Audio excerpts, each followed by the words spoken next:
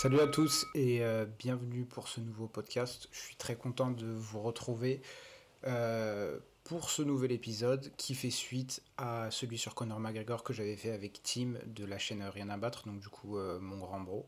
Et aujourd'hui on va parler du coup d'une autre superstar de l'UFC, c'est-à-dire Nate Diaz. Alors Nate, pour ceux qui ne le savent pas, comme je viens de le dire, c'est une des plus grosses stars de l'UFC. C'est le frère de la légende des poids welter et ancien champion du Strikeforce, qui était une grosse organisation de MMA à l'époque, des 77 kilos, Nick Diaz. Et Nate, il est très connu dans le monde des sports de combat, déjà pour toute sa personnalité et tout le personnage qu'il est, mais également pour être le vainqueur de la saison 5 de la compétition The Ultimate Fighter, qui est une compétition qui réunit plusieurs combattants et le vainqueur de la compétition se voit offrir un contrat avec l'UFC. C'est un des combattants aussi les plus aimés du public, notamment comme je l'ai dit à cause de son franc-parler, de son côté gangster un peu légendaire et bizarrement attachant. Et c'est un gars qui, de base, n'était pas réellement destiné à un tel succès, c'est-à-dire à un succès aussi gros qu'il l'a connu.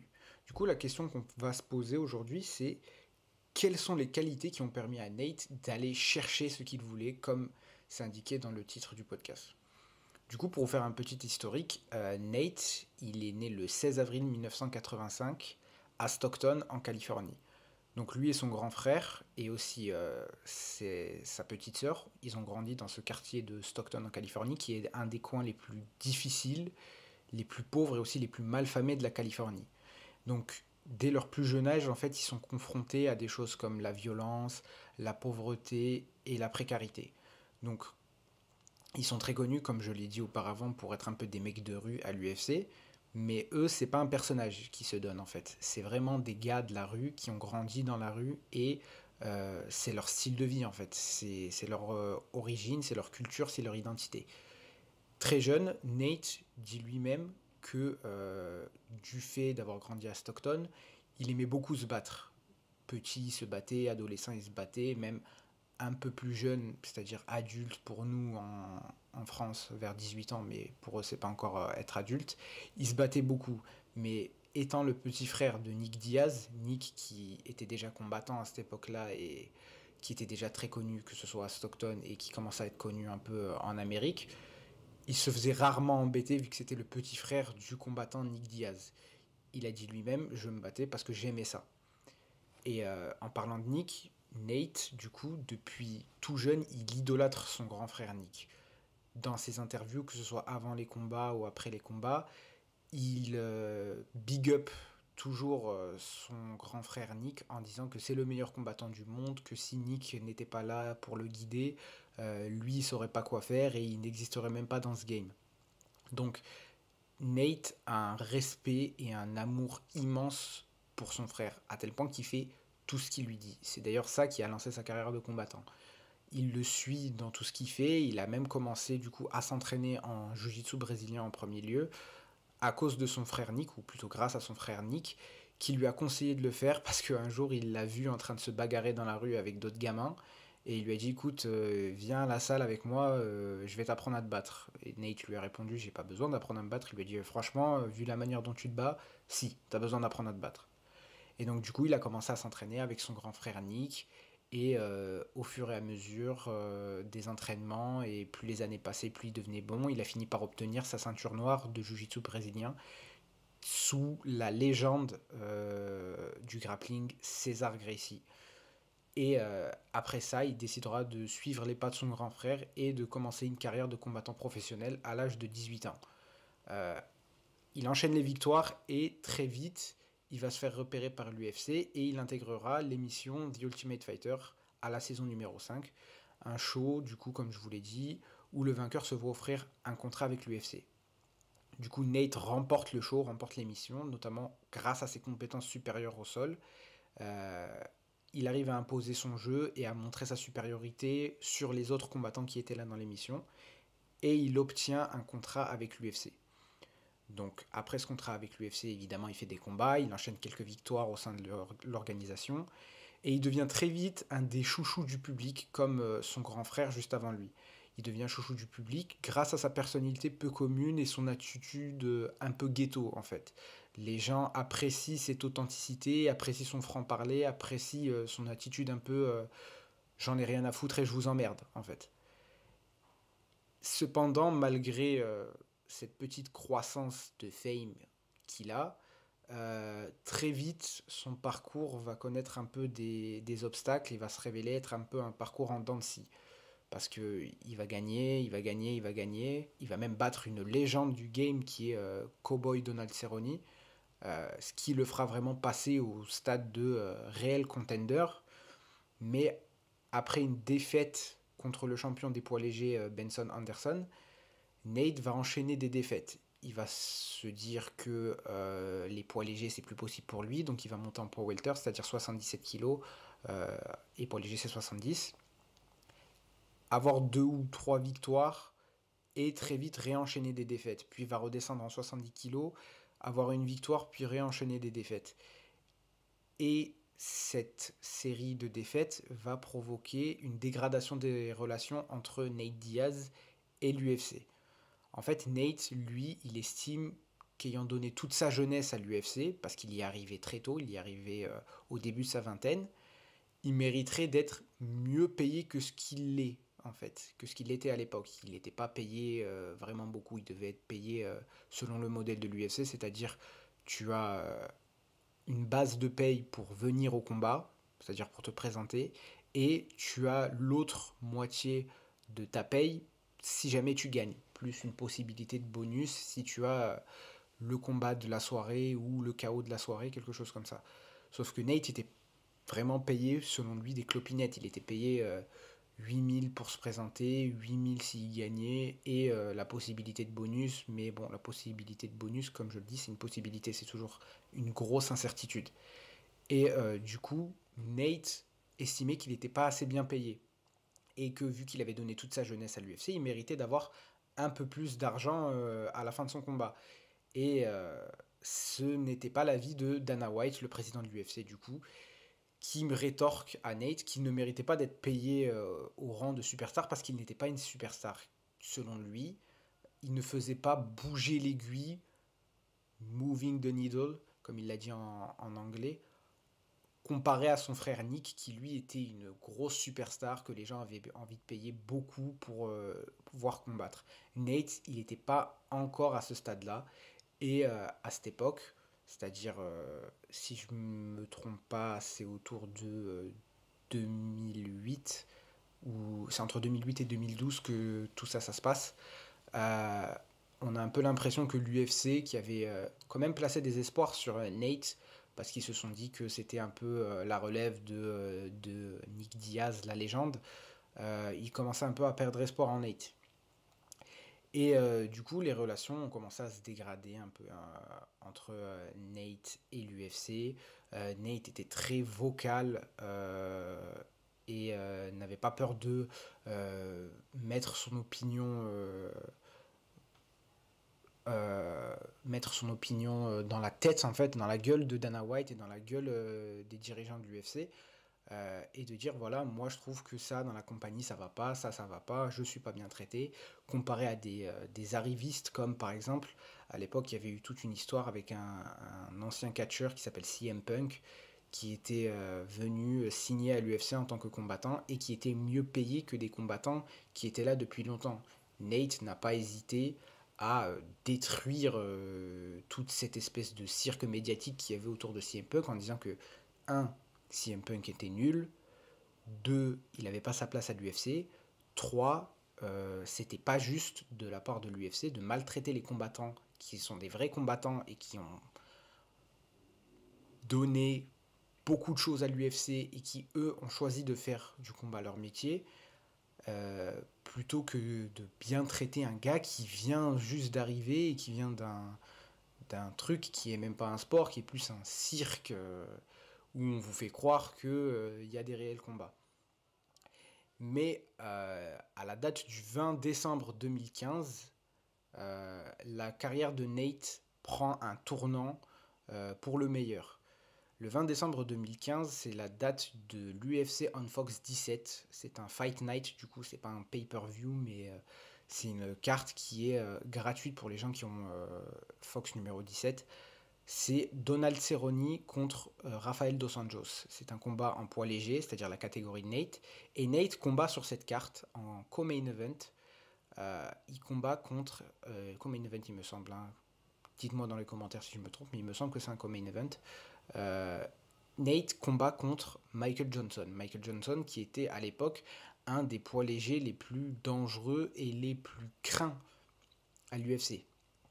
Donc Nate affronte Michael Johnson, excusez-moi, et il faut savoir que Nate revient d'un hiatus d'environ 1 an après toutes les disputes qu'il a eues avec l'UFC. Il a pris un hiatus d'à peu près 1 an et il revient en 2015 pour combattre Michael Johnson. Nate fait une très bonne performance contre Michael Johnson, une performance très dominante. Il lui a pas roulé dessus en termes de knockdown ou il l'a pas mis KO ou quelque chose comme ça, mais il a vraiment été très dominant contre un des poids légers les plus dangereux de l'UFC à l'époque. Et la chose importante qui va se passer, c'est qu'après une performance aussi dominante, Nate prend le micro après le combat pendant son interview et provoque la plus grosse superstar que l'UFC avait à cette époque et qui est toujours la plus grosse superstar de l'UFC, Conor McGregor. Conor McGregor venait tout juste de faire ses premiers pas à l'UFC et il y avait déjà un très fort engouement qui était construit autour de Conor McGregor. Il avait battu José Aldo, il avait fait son combat contre Chad Mendes, il était champion des 66 kilos, il avait battu du coup beaucoup de monde, il était sur une série de 9 victoires consécutives au sein de la compagnie, pratiquement toutes par KO, à part celle contre Max Holloway qui était une décision. Et l'engouement était fou. L'UFC était amoureux de Conor McGregor, le public était amoureux de Conor McGregor, et Nate Diaz décide de provoquer Conor McGregor, car il estime que celui-ci, selon ses propres mots, lui a volé tout ce pourquoi il a bossé toute sa vie en fait. Pour lui, cette espèce d'arriviste irlandais qui se voyait accorder les meilleures opportunités et aussi les plus gros chèques, hein, il valait rien. Et Nate voulait prouver que Conor McGregor c'était juste de la hype et que la plus grosse star de l'UFC et le meilleur combattant et celui qui méritait toutes ces opportunités, c'était lui en fait. Et il a demandé à l'UFC et il a provoqué Conor McGregor, faites ce combat, je vais vous montrer c'est qui le boss en fait à l'UFC. Et ce combat, après une espèce de schmilblick qui s'est passé entre Conor McGregor et son adversaire, celui qui devait être son adversaire, c'est-à-dire Rafael Dos Anjos qui était champion des 70 kilos. Ce combat entre McGregor et Dos Anjos ne s'est pas fait parce que Dos Anjos s'est retiré du combat après avoir été blessé. Et Conor McGregor voulait quand même combattre sur la carte UFC 196 qui avait été un peu construite autour de lui. Du coup, Conor McGregor accepte le combat contre Nate Diaz, un combat qui se fait avec très peu de préparation du coup, environ 2 semaines, et un combat qui se fait pas du tout à la catégorie de poids qui avait été prévue. La catégorie de poids qui avait été prévue, c'était les poids légers, c'est-à-dire 70 kg. Conor McGregor combat normalement en 66 kg, mais bon, pour ceux qui connaissent un peu le sport, vous savez où est le problème. Pour ceux qui ne le connaissent pas, je vais vous expliquer. Conor McGregor avait littéralement l'air d'un zombie à 66 kg, donc il perdait énormément de poids, du gras évidemment, mais aussi beaucoup d'eau, ce qui est très mauvais en soi pour le corps. Et donc c'était pas un problème pour lui de monter à 70 kg. Et ça n'était pas censé être un problème pour Nate également d'être à 70 kg vu qu'il avait déjà combattu là-bas. Mais Nate a imposé ses conditions, il voulait que le combat se fasse à 77 kg parce qu'en 2 semaines il n'aurait pas le temps de perdre le poids pour arriver au combat en bonne santé. Ce que Conor McGregor a accepté, le combat se fait donc le 6 mars 2016 à 77 kg et c'est le main event de l'UFC 196. Et là, c'est la naissance de la star qu'est Nate Diaz. Il bat Conor McGregor, du coup, lui offrant sa première défaite au sein de l'organisation. Et mieux encore, il s'offre une finition contre l'Irlandais au deuxième round par étranglement arrière. Après ça, il y a la fameuse interview post-fight où Nate Diaz sort cette phrase légendaire « I'm not surprised, motherfuckers ». Je suis pas surpris, fils de pute, littéralement, parce que Nate avait confiance en lui, Nate savait qu'il pouvait le faire, et il savait que, selon ses propres mots pendant l'interview post-fight, c'était lui le meilleur artiste martial, c'était lui le meilleur boxeur, c'était lui le meilleur combattant, donc il n'a pas douté une seule fois qu'il battrait Conor McGregor. Et après ça, Nate devient donc une superstar globale. Il est littéralement sollicité sur tous les plateaux TV, que ce soit ceux de la Fox ou encore ceux du célèbre présentateur Conan O'Brien, et ses chèques sont également devenus beaucoup plus gros. Et malgré un record suite à cette victoire contre Conor McGregor qui sera de 2 victoires pour 3 défaites, donc une défaite au match retour contre Conor McGregor, puis une victoire contre Anthony Pettis après 3 ans d'absence, ce qui est fou, puis une défaite contre Jorge Masvidal qui était à l'époque ranké numéro 3 en poids welter et qui, bon faut le reconnaître, Masvidal lui a roulé dessus. Puis une défaite contre Leon Edwards qui était aussi bizarrement ranké numéro 3 il n'y a pas longtemps, qui est maintenant champion. Hein. Une défaite où il s'est un peu aussi fait rouler dessus, mais où il y a les dernières secondes du dernier round qui sont littéralement légendaires parce que Nate arrive à sonner un peu Edwards. Puis une victoire récemment, le dernier combat de sa carrière, enfin ce qui semblerait être le dernier combat de sa carrière contre Tony Ferguson. Suite à cette victoire contre McGregor, du coup c'est un bilan un peu mitigé parce qu'il a plus de défaites que de victoires. Mais c'est pas ça l'important. L'important pour Nate et l'important à retenir dans tout ça, c'est que Nate a réussi à obtenir ce qu'il veut. Et comme l'a dit Dana White plus tard, c'est-à-dire au dernier combat de Nate, pendant une interview, Nate maintenant fait bouger l'aiguille. Nate moves the needle. Donc, quelles sont les leçons qu'on peut tirer de Nate Diaz? Selon moi, il y en a 3. La première leçon, c'est qu'il ne faut pas avoir peur de froisser du monde. Si vous emmerdez personne, c'est sûrement que vous ne faites pas les choses entièrement. Et si vous n'êtes pas clivant, c'est que vous n'êtes pas sur la bonne voie. Les gens qui se contentent d'être juste dans la tolérance absolue et dans la neutralité la plus totale, ils iront jamais réellement nulle part en fait. Ils iront jamais nulle part parce que à cause de ce type de comportement, on les remarque même pas. Et comme le disait quelqu'un que j'aime beaucoup, c'est-à-dire Andrew Tate, si vous tolérez tout, alors vous n'avez aucune réelle valeur. C'est en faisant bouger les choses, en fait, qu'on avance. Alors n'ayez pas peur de mettre un vrai coup de pied dans la fourmilière et de faire bouger les choses. La deuxième leçon qu'on peut retenir de Nate Diaz, c'est qu'il ne faut pas avoir peur d'être entier et d'être vous-même. Il ne faut pas essayer de se calquer sur ce que telle ou telle personne attendrait de vous dans une situation particulière, mais il faut chercher à rester le plus authentique possible. Parce que de nos jours, l'authenticité, c'est une des qualités les plus appréciées parce qu'elle se fait vraiment très rare. Nate Diaz, il n'a jamais essayé d'avoir une personnalité un peu PR qui plairait au grand public. Il n'a jamais essayé de porter un costard en conférence de presse et de s'habiller vraiment tiré à 4 épingles. Et il n'a jamais essayé non plus de parler de manière distinguée. Il est simplement resté lui-même. Et c'est ce qui a fait que les gens ont commencé à l'apprécier. Parce qu'il était entier et authentique. Donc prenez exemple sur lui et rappelez-vous qu'il est mieux d'être détesté pour qui vous êtes plutôt que d'être apprécié pour qui vous n'êtes pas. Et la troisième leçon qu'on peut prendre de Nate Diaz, c'est qu'il ne faut pas simplement attendre que ce que vous voulez qui vous arrive. Il faut provoquer votre chance, comme ce que Nate Diaz a fait. Si Nate Diaz avait attendu que l'UFC finisse par le remarquer et lui donner sa chance, soit il se serait fait de vieux os au sein de l'organisation, soit il aurait pris sa retraite beaucoup plus tôt que ce qu'on a connu. Donc si vous voulez réellement quelque chose, allez chercher cette chose parce que c'est votre droit et ça vous appartient à vous, ça vous revient de droit. Merci beaucoup d'avoir écouté ce podcast.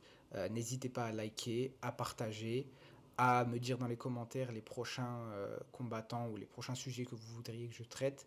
Abonnez-vous à la chaîne aussi, donnez de la force. Et moi, je vous dis à plus tard pour un prochain podcast. Ciao.